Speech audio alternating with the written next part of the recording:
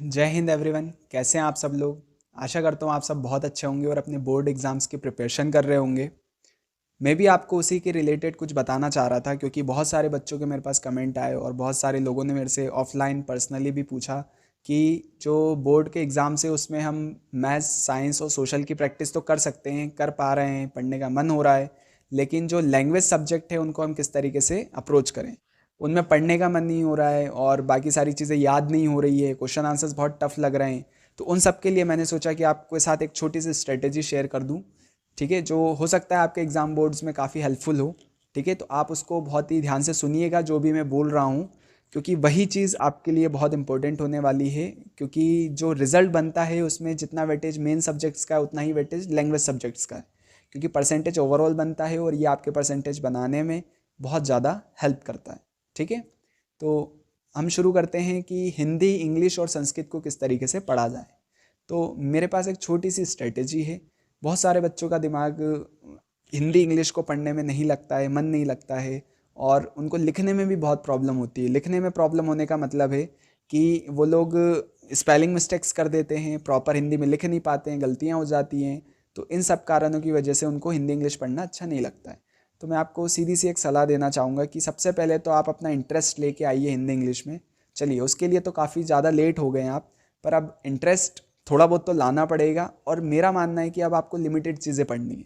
Limited चीज़ें ऐसे कि सबसे पहले आप उसके पैटर्न को समझिए कि एग्जामिनर आपसे क्या पूछना चाह रहा है बोर्ड एग्जाम में। ठीक है, जैसे कि आप हिंदी, इंग्लिश और संस्कृत में जानते हैं, तीनों लैंग्वेज हैं, तो वहाँ पे आप सबसे पहले प्रीवियस ईयर के जो क्वेश्चन पेपर्स हैं उनका एक पैटर्न देखिए। आप उनको एनालिसिस कीजिए। ज़्यादा टाइम नहीं लगेगा उन सब चीज़ों में, सिर्फ 15-20 मिनट या 25 मिनट मैक्सिमम लगेंगे।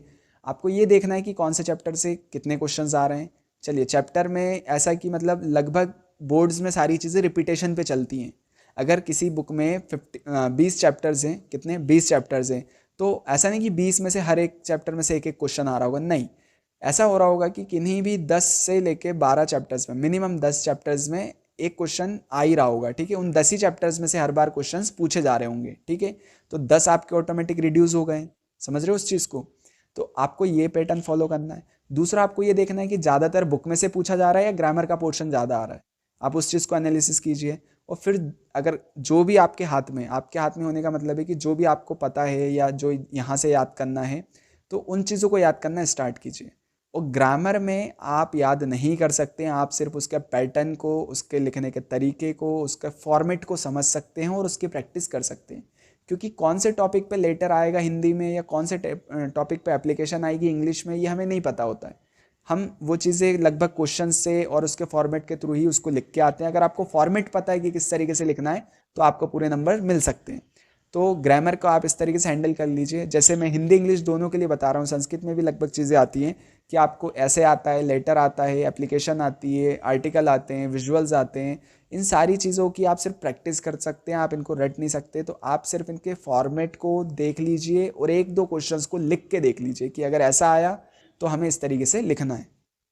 ठीक है, तो आपने प्रीवियस ईयर को एनालिसिस किया और इस तरीके से पैटर्न को फॉलो करते हुए आप जा रहे हैं, तो आपका काफ़ी सारा रिड्यूस हो जाएगा सिलेबस। तो आपको कम चीज़ें याद करनी पड़ेंगी, लिमिटेड हो जाएगा, स्मार्ट वर्क कहलाएगा। ठीक है, ये हिंदी में भी होगा और इंग्लिश में भी होगा। अब आते हैं जो बुक के क्वेश्चन है। जैसे मैंने बता दिया कि 10 चैप्टर्स बच जाएंगे, तो उनमें से याद करना है। तो जिस चैप्टर में से अगर प्रीवियस ईयर में कोई क्वेश्चन आ रहा है, तो उस चैप्टर के लगभग सारे क्वेश्चंस को एक बार आप रीड कर लीजिए। रीड करने से क्या फ़ायदा होगा कि उस चैप्टर की पूरी समरी भी पता चल जाएगी, आइडिया भी पता चल जाएगा, और उसी चैप्टर में से लगभग कहीं ना कहीं क्वेश्चन आएगा, क्योंकि बोर्ड ज़्यादातर क्या करता है, रिपीट करता है। ठीक है, तो आप उस चीज़ को ध्यान से सुनिए, समझिए और फॉलो कीजिए। अब मैं आपको ये सलाह दूंगा कि आपका पढ़ने का ही मन नहीं करता है बिल्कुल, तो अगर आप मैथ्स पढ़ रहे हैं तो आप किसी लैंग्वेज सब्जेक्ट को साथ में रखिए। जैसे कि अगर आज मैं एक अपना रूटीन बना लेता हूँ या अपना एक एम बना लेता हूँ कि आज मुझे मैथ्स में एक सैम्पल पेपर सॉल्व करना है, तो मैं साथ ही साथ हिंदी का भी एक सैम्पल पेपर सॉल्व करूंगा। ठीक है, ये दो चीज़ें आपको करनी है। जब आप मैथ्स करते करते थक जाएं तो थोड़ी देर ब्रेक लीजिए और फिर आप हिंदी उठाइए और उसका सिंपल पेपर सॉल्व कीजिए। ठीक है, सॉल्व करने में क्या होगा कि अगर 20 क्वेश्चन हैं तो आपसे 15 बनेंगे, 8 बनेंगे, 10 बनेंगे, सबका अलग अलग वेरी करेगा। जो क्वेश्चन नहीं बनेगा उसको आपको देखना है, उसको याद करना है और अपनी कमी को दूर करना है। देखो, कोई भी प्रैक्टिस से ज़्यादा इंपॉर्टेंट होता है कि उसको एनालिसिस करना है कि आप कहाँ पर वीक जा रहे हो और कहाँ पे आपकी स्ट्रेंथ आ रही है। ठीक है, तो आप एक प्रैक्टिस पेपर को सॉल्व करिए, उसकी वीकनेस देखिए, उसके स्ट्रेंथ पॉइंट्स देखिए कि जैसे कि मेरे को ग्रामर में सारी चीज़ें आती हैं, क्वेश्चन आंसर्स नहीं बन रहे हैं, तो अब मुझे जो ज़्यादा फोकस करने की बात है वो क्या हो जाएगी कि मुझे क्वेश्चन आंसर्स पे फोकस करना है। ठीक है, तो इस तरीके से आप अपने सिलेबस को कंप्लीट करते हुए रिवाइज भी कर सकते हो और याद भी कर सकते हो हिंदी, इंग्लिश और संस्कृत में। ठीक है, पर मैं आपको सजेस्ट करूंगा कि आप सिंपल पेपर ज़रूर करें। जो भी रेफरेंस बुक आपके पास है, किसी के पास परीक्षा अध्ययन है, परीक्षा बोध है, कोई गाइड है, कोई रेफरेंस बुक है, किसी के पास सैम्पल पेपर की बुक है, कहीं से भी करिए, लेकिन आप एक प्रॉपर टाइमिंग लगा के, जैसे आप एग्जामिनेशन हॉल में बैठते हैं उसी तरीके से एक प्रॉपर टाइमिंग लगा के आप उसको सॉल्व कीजिए, ताकि आपको काफ़ी आसान रहेगा। जब आप एग्जामिनेशन हॉल में जाओगे तो आपके ऊपर प्रेशर नाम की चीज़ नहीं रहेगी उतनी। ठीक है, तो इन सारी चीज़ों से आप एक पेयर बना लीजिए, जैसे मैथ्स का हिंदी के साथ बना लीजिए, इंग्लिश का साइंस के साथ, कि जब साइंस पढ़ेंगे तो इंग्लिश भी पढ़ेंगे उसी दिन, और संस्कृत का सोशल के साथ बना लीजिए, जैसा आपको लगे। संस्कृत में और हिंदी में एक और ख़ास बात क्या है कि आपको लिख लिख के देखना चाहिए। जो भी आंसर्स आप देख रहे हो, लिख रहे हो, याद कर रहे हो, उनको लिख लिख के देखो, ताकि हमारी कुछ गलतियाँ तो नहीं हो रही है। स्पेलिंग मिस्टेक्स में बहुत सारे नंबर कट जाते हैं।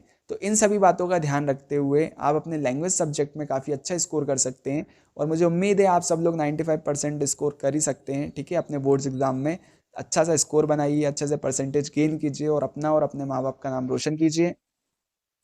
और अगर आपको कोई भी हेल्प लगती है, फॉर एग्जांपल किसी भी टॉपिक से रिलेटेड, किसी भी सब्जेक्ट से रिलेटेड कोई भी प्रॉब्लम आती है, कोई भी चीज़ समझ में नहीं आती है, तो आप हम लोगों को बता सकते हैं कमेंट्स में। ठीक है, हमारे 2 चैनल हैं, एक मेरे नाम से जिस पे आप वीडियो देख रहे हैं, और एक और चैनल है एपिकल क्लासेस भोपाल करके, जिसमें आप दोनों में से कहीं पे भी जाके कमेंट में चीज़ें दे सकते हैं, और अपने जो भी डाउट्स हैं या जो भी प्रॉब्लम्स हैं उनको शेयर कर